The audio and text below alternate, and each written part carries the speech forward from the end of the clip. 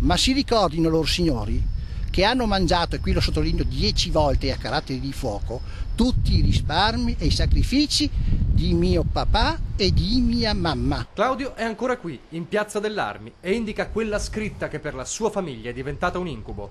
Ancora qui, a 24 ore da quelle urla. Viva i 4 delinquenti! L'anno scorso fu lui a minacciare il peggio davanti all'allora direttore generale, Cristiano Carrus. Io in quel momento là ho pensato veramente di suicidarmi. Questa volta è stata sua sorella Mara a tentare di farlo con una siringa di insulina e lui sostiene non ne sapeva nulla finché non l'ha vista e la sua disperazione è riemersa.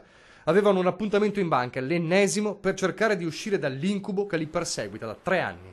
2 milioni persi. I risparmi totali di una famiglia di 2 genitori e 5 figli. Abbiamo lavorato per ben 50 anni e risparmiato al massimo, non ci siamo mai divertiti, non abbiamo mai fatto spese folli.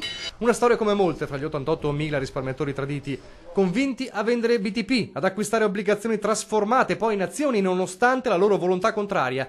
Telefonate, incontri, promesse che tutto andrà bene, fino all'azzeramento delle azioni in una situazione kafkiana. Il risparmio che era stato utilizzato era totale, cioè era tutto quello che noi avevamo. Oggi ci sono 2.600 euro in conto corrente, lui e i suoi fratelli tirano avanti solo grazie alla sorella. Il peso è tutto sulla sua persona, noi viviamo in questo momento, e non sono favole, con lo stipendio di mia sorella. Un peso che l'ha spinta per disperazione a minacciare il suicidio, creando il caos che ieri ha tenuto in scacco per ore la filiale.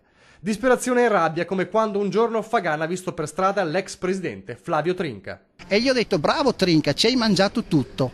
Lo sapete a chi mi sta vedendo cosa ha detto? E se n'è andato vestito come un giovincello con la sua bella valigetta e ha fatto un sorriso inqualificabile. Davanti a sé vede un futuro nerissimo e tanta sofferenza.